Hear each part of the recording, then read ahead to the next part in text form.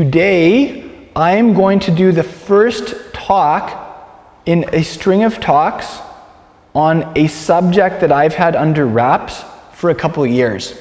This is something I've been working on literally for a couple of years.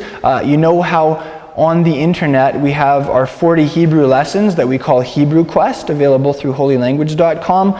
Well, I do have other sets of lessons in process, and this is like a sneak peek at them.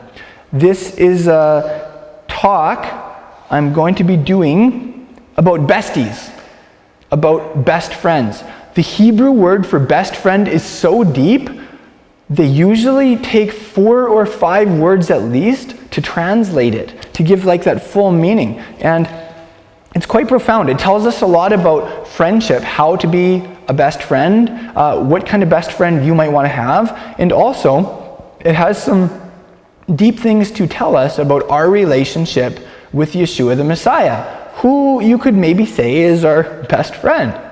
Well, I'm really excited to talk to you about this. This is what I'm going to do. I'm going to show you this Hebrew word, and then I'm going to show you how it pops up in different ways throughout the Hebrew Bible. Now, Hebrew is really neat.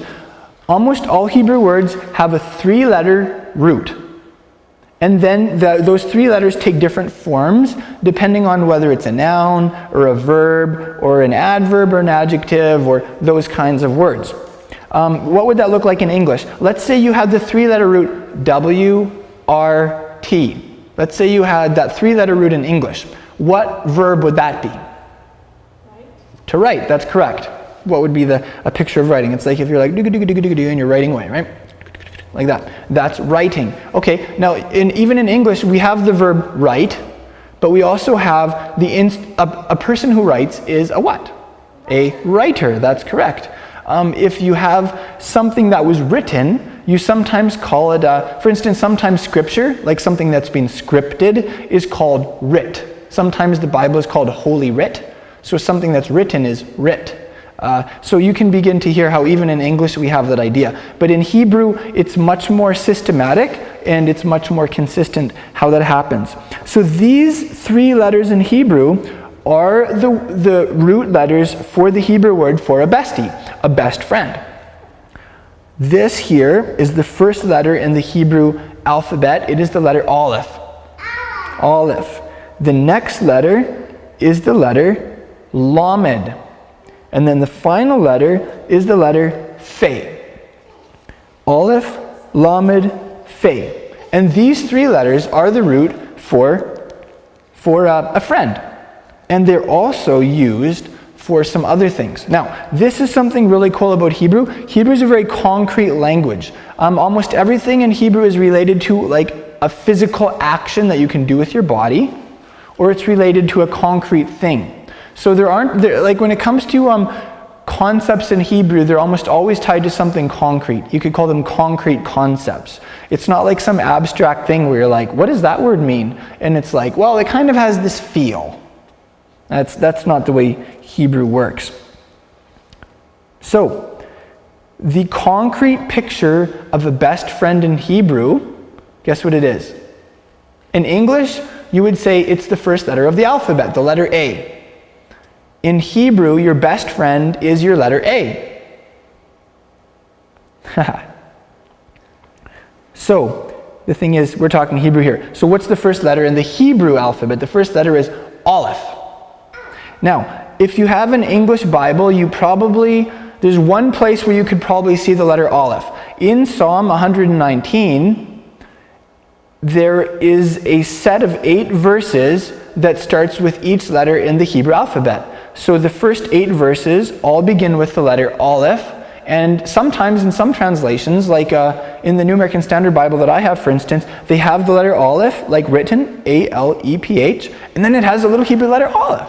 So even in most English Bibles, if you look under Psalm 119, you may see that there. So so Aleph, number 1, is the first letter in the alphabet. Aleph, number 2, and I'll count through these with you just to make sure that we get all of these little nuances. Aleph, number 2, is a best friend, a bestie. In the book written by the prophet Micah, chapter 7, verse 5, it says this. I'll read it to you in Hebrew and translate, and I want you to listen to the Hebrew word aloof, because aloof is one of the forms that this word takes, and it means bestie. Al ta'aminu v'reya. It means don't trust in a neighbor. Don't trust in reya, neighbor or friend. Al tivtechu ba'aluf. That means don't have confidence in a, here they translate it as friend. Mishochevet chekecha, from the one who lies in your bosom, against your chest. Shmo pitchei ficha, guard your lips. So there's this thing. Of course, it's like in the context of something Micah was written about, right? It doesn't mean that you apply this to every situation across board, because it sounds pretty jaded, doesn't it? Don't trust in your neighbor. Don't have confidence in a friend. From her who lies in your bosom, guard your lips. It's like you're going to be a pretty antisocial person if you just take that one verse out of context and run with it. But the main thing here that I want us to get is the Hebrew word for a best friend here is aloof. Everybody say aloof. Yes. So I would how would I spell that in English letters? Probably A-L-U-F. Aloof. A-L-U-F. Or maybe A-L-U-P-H, but that looks a little bit funny. So I think I like A-L-U-F better. Now, the interesting thing is, the English word aloof actually means something. What does the English word aloof mean? It actually means the opposite of being a best friend. It means to be distant. It means, often it's used in the phrase to hold yourself aloof. So in that case, it means to be distant, to be reserved, to stay away from someone to a certain degree. So that's how you can remember this word, okay? When you think if you want to remember the Hebrew word for best friend, just think it's the opposite of staying aloof from someone. It's being the closest to that person.